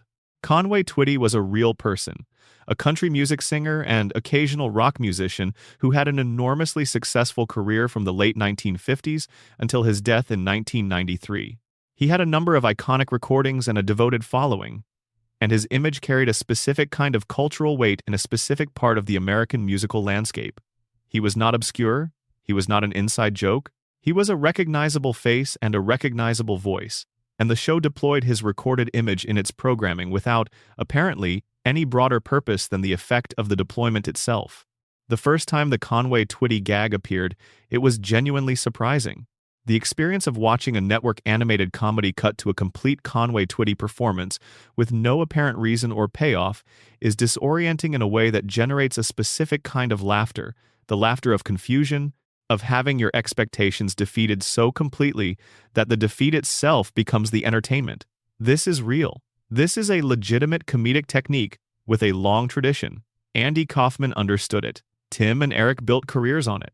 The space where the joke should be, held long enough and without apology, becomes the joke. But the Conway Twitty gag was used repeatedly, and the second time, The mechanism was already weakened. The surprise was gone, replaced by recognition. By the third time, it had transformed from anti-humor into something closer to a shrug. The show was filling time. The show did not have something better for this moment, and was using Conway Twitty as a placeholder, and the repetition made this visible in a way that the first appearance had concealed. This is worth sitting with, because the Conway Twitty gag became one of the most widely cited examples of what critics identified as the show's deteriorating relationship with its own audience during its middle and later periods. It was held up as evidence of laziness, of a writing room that had run out of ideas and was using the anti-humor frame as cover for the absence of humor. And that criticism is fair. But it is also only part of the truth. The other part of the truth is what the gag revealed about the audience. Because people watched it. Not happily. Not with the active enjoyment they had brought to the show's best years. But they watched it. They sat through the entire song. They watched the second time. They watched the third time. And they kept tuning in the following week. This tells us something specific about what loyalty to a television show actually looks like from the inside. By the time the Conway Twitty gag was becoming a recurring fixture, Family Guy had accumulated enough history, enough memories, enough moments of genuine excellence embedded in its audience's experience of watching it, that those deposits of goodwill were still paying interest. People were watching not because this specific episode was earning it, but because the earlier seasons had built a credit balance that had not yet been fully drawn down. The show found the outer edge of that loyalty and parked on it, learning how much the audience would tolerate before the tolerance finally ran out. And the answer, as demonstrated by the show's continued renewal and continued viewership despite the complaints, was that the tolerance was considerably more durable than the quality warranted. There is something both touching and troubling about this. Touching because it speaks to the genuine depth of the affection that Family Guy generated in its peak years. The episodes of seasons 1 through 3 and scattered through 4 and 5 were good enough, memorable enough, that the emotional residue of that goodness persisted through years of the show, trading on it without replenishing it. Troubling because the show's awareness of this credit balance seems to have contributed to its willingness to make withdrawals without making deposits. The Conway Twitty gag is also, in the small and specific way that running gags sometimes are, an accidental self-portrait. It is the show admitting, without saying so in words, that it knows it is putting something in the gap where a joke should go, that it sees the expectation it has created and is choosing not to meet it, that it understands what it is doing and is doing it anyway. The show did, at various points, attempt to address its own awareness of its shortcomings through meta-commentary, through characters breaking the fourth wall to acknowledge that the show had been running too long, or that a joke was not landing, or that the quality of recent seasons was not what it used to be. Peter would occasionally look directly at the camera. Characters would make references to the show's declining ratings or its complicated relationship with Fox. The writers would have Brian or Stewie comment on the mechanics of the show they were appearing in. This self-awareness is a real comedic technique, and in the hands of writers who are deploying it strategically, it can produce genuine moments of wit. But the Conway Twitty gag raises a question that the meta-commentary never quite answers. What is the difference between a show that acknowledges its problems and a show that fixes them? And is the acknowledgement a substitute for the fixing, or is it a more sophisticated way of avoiding it? The answer that Family Guy's later seasons provides, unintentionally, is that acknowledgement without change is its own form of the problem. When a character looks at the camera and says, "Yeah, we know this season hasn't been great," the audience is supposed to laugh with the show at itself, and sometimes they do. But they also notice that the next episode is still the same kind of episode, and the one after that, and the self-awareness turns out to have produced nothing except the acknowledgement itself. Conway Twitty singing in the middle of a network cartoon is a pure version of this dynamic. It is completely self-aware the show knows that it is not delivering comedy, knows the audience knows, and deploys this mutual knowledge as a kind of compact. We all agree that this is what is happening right now. And in that agreement, something that should be a failure becomes instead a shared experience. The failure is reframed as a choice. The absence of a joke becomes a statement about the absence of a joke. This is also, it is worth noting, a very specific kind of late-era network television humor. The willingness to hold a camera on something that is not working, to let the discomfort breathe, to trust that the audience will stay with you through the discomfort. This is the confidence of a show that knows it has enough credit built up to make unusual withdrawals. and still have accounts that are not empty. Conway Twitty singing is the show spending some of that credit, spending it on something that generates no returns. And the fact that the accounts lasted long enough for the show to keep spending suggests that the early seasons built something more durable than anyone, perhaps including the show's creators, fully understood at the time. The gag also accumulated a strange kind of fondness over time, which is its own interesting development. People who complained bitterly about the Conway Twitty appearances during the seasons when they first appeared began, years later, to discuss them with a nostalgic warmth that the original experience had not included. The specific awfulness of sitting through a full Conway Twitty performance when you had been promised a joke became, in retrospect, one of the things that distinguished Family Guy from the other animated comedies that were trying to do what Family Guy had done. Nobody else would do this. Nobody else had the nerve or the confidence or the indifference to do this. And that distinctiveness, in hindsight, became its own form of recommendation. Section 9, Peter and Lois. The marriage that should not work but does. Peter and Lois Griffin have been married for the entirety of Family Guy's run. They were married before the show began. Flashbacks place their courtship in the mid to late 1970s. A young Lois Pewterschmidt, from a wealthy family in Newport County, Rhode Island, connecting with a young Peter Griffin who was working class and loud and not particularly accomplished, and who offered her, in compensation for everything he lacked, a kind of full-throttle devotion that her life of structured propriety had not provided. The match should not work. On paper, this is obvious. Lois is intelligent, she reads. She was musically trained, she plays piano, and plays it well, and in the early seasons there are moments where you see her at the piano and understand that this is a real thing she loves, not just a character detail. She is capable of managing a household and managing Peter and managing 3 children with radically different needs, simultaneously, in a house where the baseline level of chaos is higher than most environments would support. She is, in the clinical sense, a highly functional adult. Peter is not these things. Peter is a man whose decision-making process skips the step where you think about consequences. Peter is a man who can be distracted from any task by the appearance of something more immediately interesting.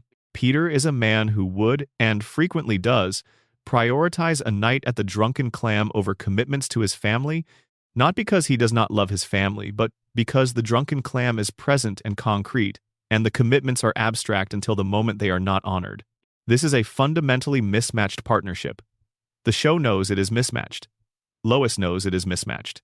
And yet the marriage holds through every catastrophe Peter has initiated, and every boundary he has wandered past, and every time he has looked at his wife's feelings and processed them as an obstacle to whatever he was currently planning. The Season 3 episode Death Lives is the clearest articulation of why, despite all of this, it makes a specific kind of sense. Peter has forgotten their wedding anniversary. Death appears, because Peter is dying, and takes him back through his memories of Lois the night they met, the early conversations, the specific quality of her attention that Peter recognized, even then, as something he had no right to expect in his life. The episode treats Peter's love for Lois as the one element of his character that is not available for comic reduction. It is real, and it is specific, and it is the organizing principle of his entire existence, even when his behavior makes it look like anything but. That episode works because it is honest about the gap between what Peter feels and what Peter is capable of expressing. He loves Lois in the way that some people love things that are genuinely better than them, with a mixture of gratitude and bewilderment and a persistent low-level fear that he will do something or forget something or fail to understand something that will finally make her see clearly and leave. The love is real, the fear is real, and the inability to consistently translate either of those things into appropriate behavior is also real. What the show depicts in Peter and Lois's marriage, when it is being honest, is a specific dynamic that long-term relationships can produce. The dynamic where one partner's capacity for the relationship consistently exceeds the other's, where the more capable partner makes an ongoing choice not once, but daily, without ceremony to stay in something that asks more of them than it returns. Not because they are trapped or because they lack alternatives, but because something in the specific texture of this particular life is irreplaceable in ways they cannot fully articulate. The show occasionally gestures at the darker version of this dynamic. Lois is not a saint. She has her own edges and her own appetites and her own moments of poor judgment. The show depicts these inconsistently, sometimes as evidence of her being a full human being with contradictions, and sometimes as comedic material that flattens her in the same way it flattens Peter. The Lois of the later seasons is a less stable character than the Lois of the early seasons, because the reset button that erases Peter's lessons each week also erases her accumulated experience of navigating her marriage, and the result is a character who can be sympathetic and frustrating and surprising and entirely consistent with none of those things, sometimes within the same episode. But underneath the inconsistency, the show has maintained one thing about Peter and Lois from the first season to the last. They are still together. The marriage holds. And the reason it holds, even when the writing cannot fully justify why it holds, is that the show has always believed that the specific love between two specific wrong-for-each-other people can be real and durable and worth the cost of maintaining it. That is not a cynical view of marriage. It is actually a romantic one, wearing the costume of a dysfunctional sitcom. What makes the Peter-Lois marriage interesting as a long-running narrative structure is the way it requires both characters to do things that seem, in isolation, incompatible with the relationship surviving. Peter does things that would end most marriages repeatedly, across hundreds of episodes. Lois responds in ways that would exhaust most people's capacity for patience, and occasionally in ways that suggest her patience has reached its actual limit, that she is not infinitely capable of this, that there are costs being paid that are not always visible in the show's cheerful framing. One of the more interesting threads in the later seasons is the show's increased willingness to depict Lois as someone with her own shadow side, her own capacity for behavior that complicates the portrait of the patient, reasonable wife who loves Peter despite everything. She was revealed to have had a past as a pornographic film actress, which the show handled with comedy but which also added a dimension to her history that the early seasons had not included. She has had episodes where her own judgment fails in ways that go beyond simply failing to anticipate what Peter is about to do. The marriage survived all of this. The show's narrative logic required it to survive, because the marriage is the load-bearing structure of the entire premise. But across 25 seasons, the show did accumulate a genuine portrait of what it looks like to be in a long marriage with someone who is fundamentally different from you. The accommodation and the frustration and the specific kind of love that persists not because it is uncomplicated, but because it is irreversible. You cannot unmarry the person who has been part of every year of your adult life. You can only decide repeatedly whether to continue. There is a specific kind of scene that the show returned to in its better episodes, the scene where Peter, having done something genuinely stupid or hurtful, arrives at a moment of recognition, where the comedy stops and something more honest takes its place. Where Peter looks at Lois and you can see, in whatever limited way that animated characters convey these things, that he knows. That he knows she deserves better than what he has given her, and that he does not know how to be better in a sustained way, and that the gap between those two facts is the thing he lives inside. These scenes are the emotional core of the show. They are not frequent, and they became less frequent as the seasons accumulated, but they are the moments where Family Guy earns the loyalty that its worst episodes spend. They are the deposits that make the withdrawals possible, and they are possible only because the marriage, which should not work, and sometimes clearly does not work, is depicted as something real enough to be worth fighting for.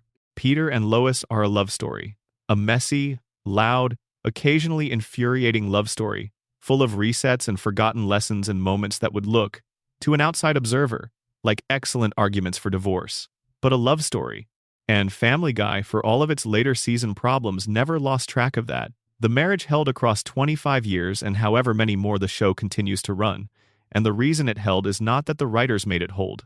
It is that the thing MacFarlane built between those two characters in the first 3 seasons was sturdy enough to survive what came after. Section 10: The Death of Brian Griffin. What grief as a rating stunt actually costs. On the 24th of November 2013, Brian Griffin was hit by a car in the Family Guy episode Life of Brian, and he died on the street in front of the Griffin family home. His last words were, "I love you all." The family mourned him. Stewie was devastated. The friendship that had been built across many seasons was depicted here as something real and deep, the grief given enough weight that it felt earned rather than manufactured. A new dog named Vinny, voiced by Tony Sirico, who brought to the role a very specific Sopranos energy, was introduced as Brian's replacement. The Griffin family adjusted to the new dog with varying degrees of success. And for the span of 2 episodes, Brian Griffin was gone. The reaction was enormous. The story made national news. Trending topics on social media in the days after the episode aired were dominated by Brian Griffin's death. A petition calling for his return gathered hundreds of thousands of signatures within days. People who had not watched Family Guy in years were talking about it. People who had never particularly cared about Brian as a character were surprised to find that the news of his death produced a genuine emotional response. Seth MacFarlane acknowledged later, in the direct and slightly amused way that is characteristic of his public statements, that the stunt had worked. He said the reaction surprised all of them. They had expected it to generate some attention, some conversation. The rage was something they had not counted on. And the attention and the conversation and the rage all translated, as MacFarlane acknowledged openly, into exactly what the stunt was designed to generate: viewership, ratings. A reason for people who had drifted away from the show to come back, at least briefly, to find out what had happened. Season 12's premiere had aired with viewership down 21% from the prior year. Brian's death stopped that slide. The ratings for the episodes immediately surrounding the event were significantly higher than what the show had been producing in the preceding weeks. This is worth understanding as a business transaction, because that is what it was.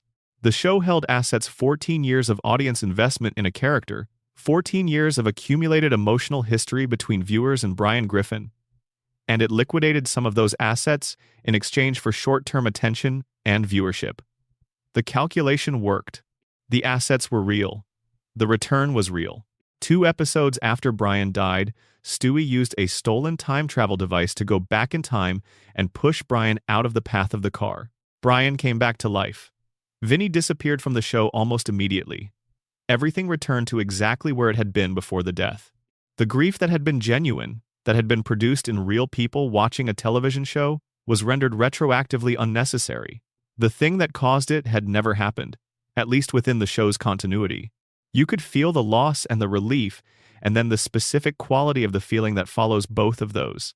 The feeling that your emotions have been used without your consent for someone else's purposes. MacFarlane tweeted after the Resurrection episode, in a tone of good-natured amusement, "Thanks for caring so much about the canine Griffin. He is overcome with gratitude." I mean, you didn't really think we'd kill off Brian, did you? The tweet was meant as a release valve, as the admission that the whole thing had been a prank, offered with the implicit expectation that fans would laugh along at having been fooled. Some did. Many did not. The people who did not laugh were reacting correctly to something real. The emotional response to Brian's death had been real. It was made of the same psychological and neurological material as responses to real losses. The process of forming attachment to a fictional character and then grieving that character is not meaningfully different, in terms of what it produces in the person experiencing it, from other forms of grief. It is smaller, usually, and it resolves faster, usually, but it is real. And the show had deliberately engineered that real response in order to generate a business outcome. That is not unprecedented in television. Shows have been doing this for as long as shows have existed. The death of a beloved character for reasons of ratings or publicity is not an invention of Family Guy. But the specific combination of factors here, the speed of the resurrection, the brevity of the actual loss, the creator's public acknowledgement that it was a stunt and that it worked, made the transaction unusually visible, made it harder to pretend that the grief you felt was anything other than a resource that had been identified and extracted. After Brian came back, he somehow got worse. The traits that Quagmire had enumerated in his speech years earlier became more pronounced. His selfishness reached new levels. His hypocrisy became more elaborate. His relationship with Stewie, which had been the emotional center of the death and resurrection arc, resumed as if the depth of feeling demonstrated in those episodes had been a temporary condition rather than a permanent state. The death and resurrection of Brian Griffin is the moment in the show's history that most clearly demonstrates what Family Guy had become by the middle of its run. Not a show that understood its own emotional architecture and cared for it. A show that understood its own emotional architecture and knew how to mine it. What is most revealing about the whole episode is not the death itself, or the resurrection, but the window between them.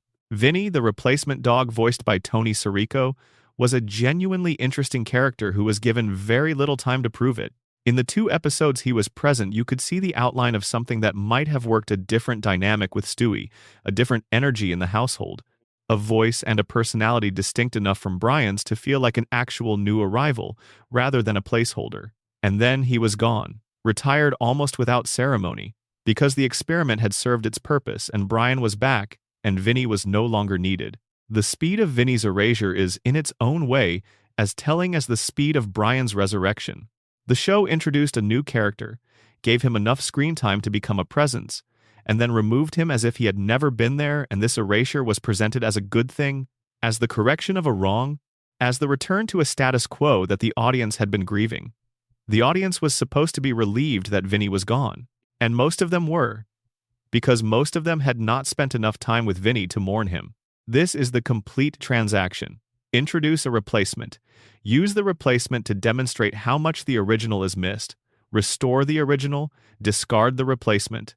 Brian came back and was welcomed back with the warmth of something genuinely lost and returned. And then, having been welcomed back with that warmth, he continued to be exactly the character that Quagmire had eulogized years earlier: selfish, pretentious, incapable of sustained growth. The resurrection did not produce a better Brian.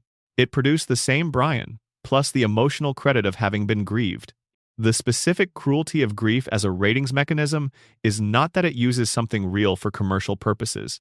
Everything commercial about television is using something real for commercial purposes, and this has always been true. The cruelty is in what it reveals about the relationship between the show and its audience.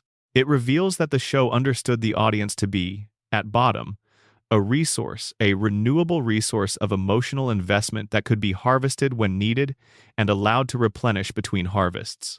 And it reveals this without apparent discomfort, with the cheerful acknowledgement that this is what shows do, that McFarlane's post-resurrection tweet was essentially a statement of strategy presented as a joke. The audience, for their part, mostly forgave it, because they missed Brian when he was gone, and they were glad when he came back, and the relief of his return overwhelmed whatever feeling had accompanied the transaction. This is also a recognizable pattern, the pattern of forgiving someone for something specific, because the relationship overall is one you do not want to give up. The relationship with Family Guy, for many viewers, was not one they were ready to end over a rating stunt. So, they stayed. And the show knew they would stay. And so the stunt worked exactly as designed. Section 11. The town at the center of the world. What Quahog says about American community. Quahog, Rhode Island, does not exist. This fictional status was, from the beginning, a deliberate and carefully maintained choice. Writer Danny Smith, one of the original Family Guy writers, had experience with what happened when you named a real place in a comedy sketch.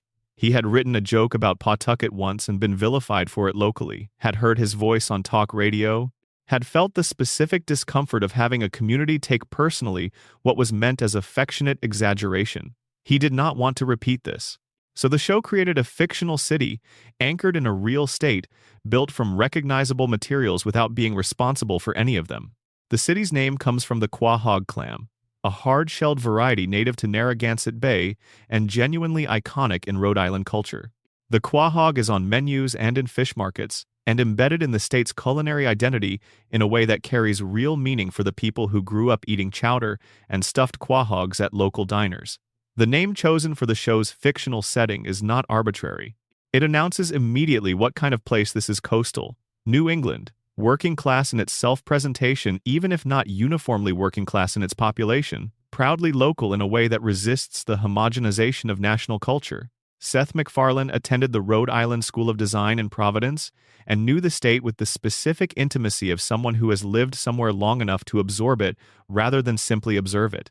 The real Rhode Island locations embedded in the show are real: the Big Blue Bug, which is an actual giant termite sculpture that sits on a building near I-95 in Providence and functions as an unofficial state landmark; Dell's Lemonade, a chain of frozen lemonade stands that operates only in Rhode Island and a few surrounding states and is treated by Rhode Islanders with an affection that outsiders find slightly disproportionate; the Van Wickle Gates at Brown University, the Breakers Mansion in Newport, McCoy Stadium in Pawtucket where the minor league baseball team played. These are real places, used as reference points in a fictional city, and they perform a specific function. They make Quahog feel grounded. They create a sense that the Griffin family lives in a place with actual geography and actual history, rather than the generic American suburb that animated sitcoms often inhabit. And this groundedness is important to what the show is doing. Because what the show is doing beneath the alien invasions, and the talking dog and the baby with the ray gun, is drawing a specific kind of portrait. Quahog is a portrait of a community, the specific kind of community that has organized itself around shared institutions, the same bar, the same neighborhood, the same jobs, the same families, and the same houses across generations. A community where the social texture is dense enough that you cannot walk to the end of your block without encountering someone who has known you for decades, who knew your parents, who will tell the story of what you did on some embarrassing night 15 years ago because it has become part of the neighborhood's shared mythology. This kind of community existed in American life. It existed in New England working-class neighborhoods in Providence and Pawtucket and Woonsocket, in the mill towns and fishing communities and factory neighborhoods that were built around specific industries and maintained their cohesion as long as those industries persisted. It existed in the immigrant communities that settled in these places and developed the elaborate social infrastructure of the neighborhood, the church, the bar, the social club, the baseball league, the network of favors and obligations that held people together. And then the industries left. The mills closed. The manufacturing moved elsewhere. The fishing contracted. The young people moved for work, moved for education, moved for the generic promise of a different kind of life in a different kind of place. The neighborhoods aged and thinned. The bar that had been there for 40 years closed when the owner retired and nobody's kids wanted to take it over. The social texture that had taken generations to build began to loosen and fray. The drunken clam is always open. The same four men are always at the same table. The community is always intact. This is not realism. This is not even particularly aspirational realism. This is a wish. A portrait of the thing that has been lost, preserved in amber, running on television at 2 in the morning for people who grew up hearing stories about what neighborhoods used to be like, or who moved somewhere new and have not quite managed to build the replacement. The dark truth at the heart of Quahog is not anything that happens in the episodes set there. It is the fact that the show had to invent it. That the community depicted in Family Guy imperfect, loud, dysfunctional, full of people who have known each other too long and will never quite manage to leave, is presented as comedy when it should be recognized as elegy. A mourning, in cartoon form, for the kind of place that American economic and cultural forces have been systematically dismantling for 50 years. The comedy is the affection, and the affection is the grief. There is a man named Christopher Martin who runs a website called quahog.org, originally devoted to Rhode Island folklore and local history, with no connection to the show whatsoever until the show began making it famous. He started getting so many inquiries about the show from people who had found the site through web searches that he began cataloging all of the show's references to real Rhode Island places and institutions. He recorded episodes twice, once for enjoyment, once for research, and filled 88 typed pages with notes. He became an unofficial archivist of the show's relationship with the actual place it was drawing from. This is its own kind of devotion, the willingness to document, to preserve, to maintain a record of all the ways a fictional city was built from real materials. And it speaks to something about what Quahog means to the people who recognize it, not the residents of the fictional town, but the residents of the real Rhode Island who see their home refracted through it. The affection is real.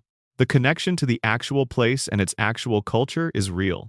And the pride slightly sheepish, slightly defensive, the specific pride of a small state that is not used to being noticed nationally and is not entirely sure how it feels about being noticed this way is also real. The show's relationship with Rhode Island is part of what gives Quahog its specific texture, its feeling of being a particular kind of place rather than a generic animated setting.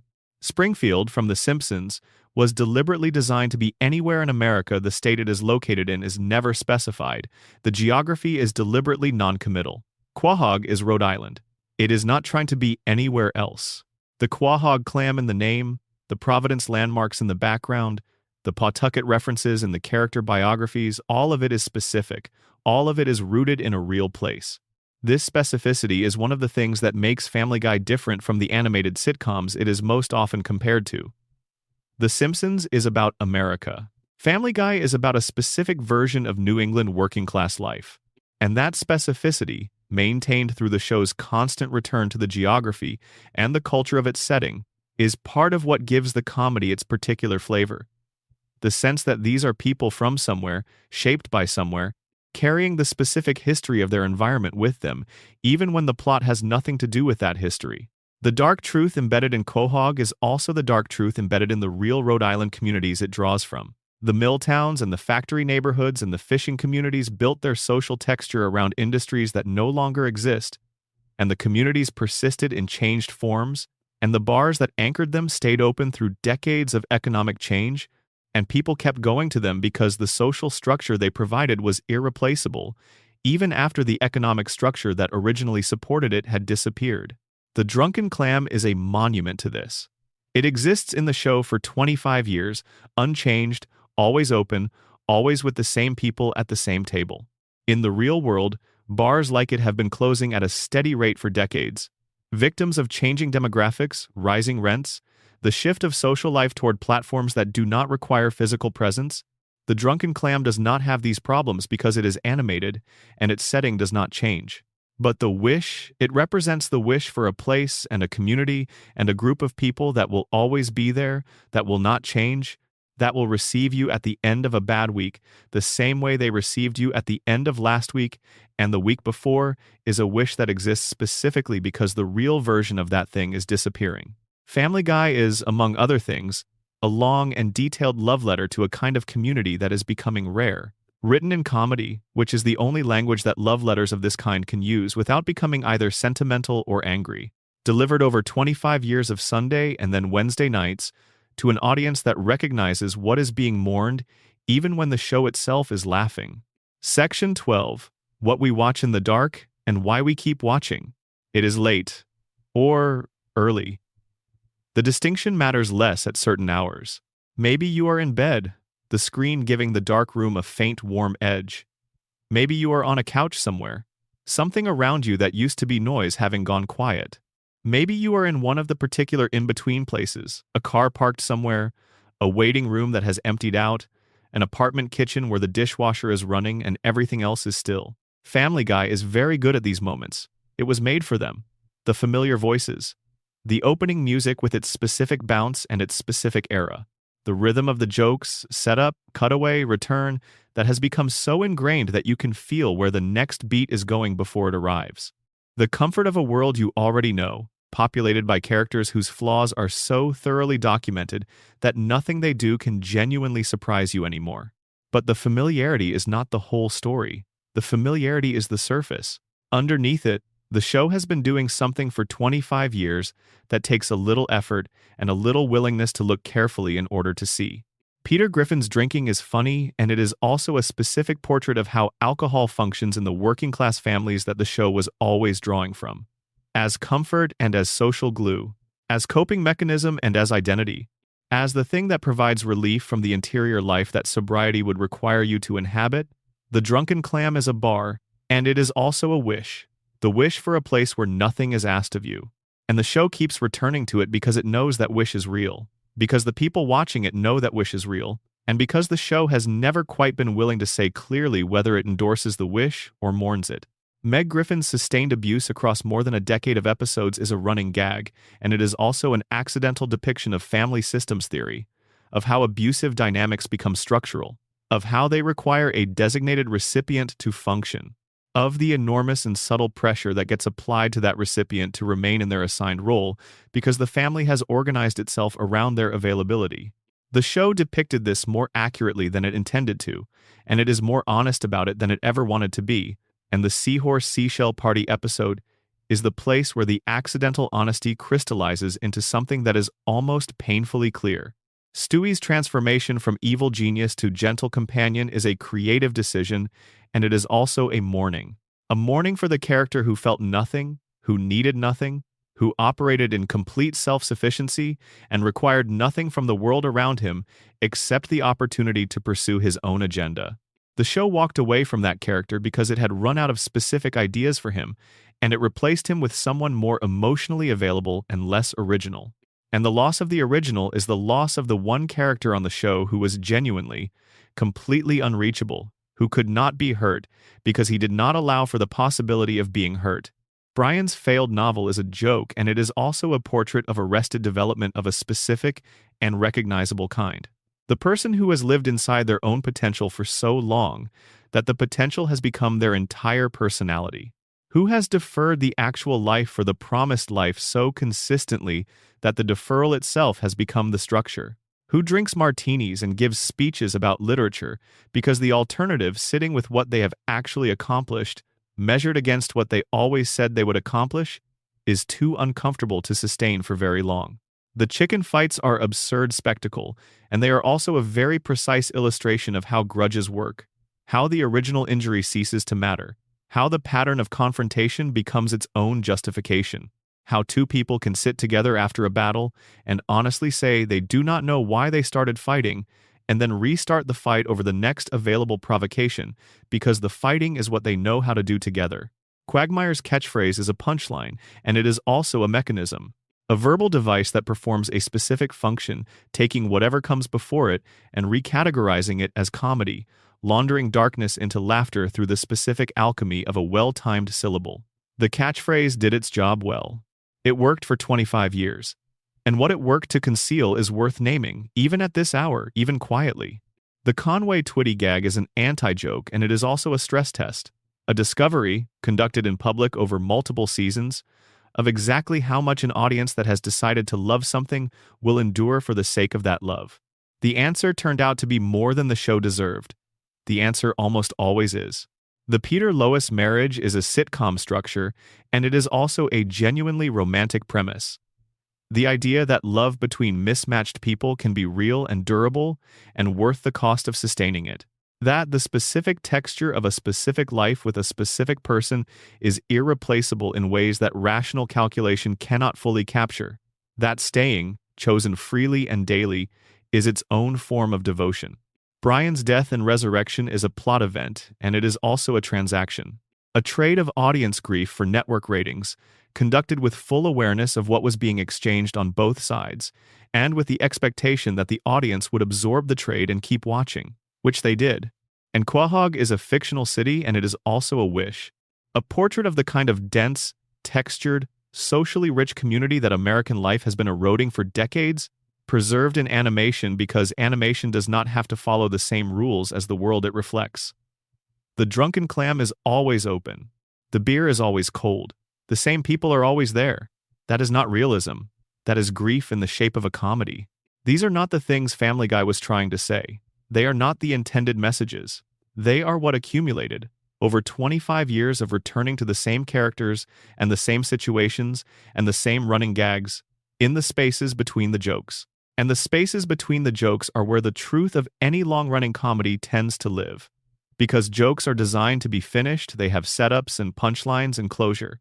But the spaces between them have no such design. They are just what is left when the joke is done. The atmosphere. The residue. The thing the joke was built around. Family Guy built its jokes around real things, real family dynamics, real social patterns, real anxieties about identity and failure and belonging, and what a community is supposed to feel like. The jokes were sometimes excellent and sometimes lazy, and sometimes went on considerably longer than they needed to, but the things they were built around were consistently real. And 25 years of building jokes around the same real things produces, as a byproduct, a portrait. Not the portrait the show was trying to make. The portrait that emerged anyway. When MacFarlane pitched that 15-minute pilot to Fox in May of 1998, he was a young man in his 20s, with a specific point of view about the world he came from and the people in it. That point of view about working-class family life, about the seduction of alcohol and the cost of it, about the way cruelty functions in families, about the specific texture of loving someone who disappoints you is the deepest layer of Family Guy. It is underneath the cutaway gags and the running jokes and the celebrity cameos and the controversial episodes and the rating stunts. It has been there since the beginning. And it is still there, however buried, in the show as it exists today. What this means, I think, is that Family Guy is a more honest show than it has usually been given credit for being. Not disciplined, not consistent, not always worthy of the material it was drawing from. But honest in the way that personal things are honest, even when they are also chaotic and imperfect and produced under circumstances that did not always allow for careful thought. Every show that runs long enough starts to reveal itself in ways that shorter shows never do. The obsessions become visible. The patterns emerge. The things the creators kept being drawn back to accumulate into something that can be examined. What Family Guy kept being drawn back to, across all of its seasons and all of its changes, was the specific texture of working-class American family life. The way love and dysfunction coexist in the same household, the way loyalty persists through repeated disappointment, the way communities organize themselves around shared spaces and shared habits, and shared people who have known each other for too long to leave, the way alcohol lives in those communities, the way cruelty lives in those families, the way certain members absorb what others cannot carry, the way potential is both the most sustaining thing and the most dangerous thing to organize a life around. These are real subjects. They are subjects that comedy has always been the right form for, because comedy can hold them at a distance that tragedy cannot. Can look at them sideways when looking directly would be too much. Family Guy looked at them sideways for 25 years. And in looking sideways, it saw some things clearly. Not always, not consistently, not with the discipline or the craft that the subjects deserved, but clearly enough, in the moments when it was being honest, to be worth sitting with at the end of a long day. So sleep well, wherever you are, whatever brought you here tonight. The show will still be playing when you wake up.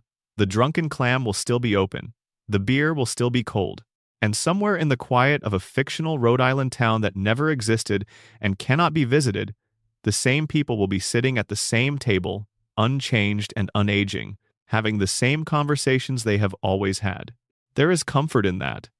And there is sadness in it too. Both things can be true at once. They usually are.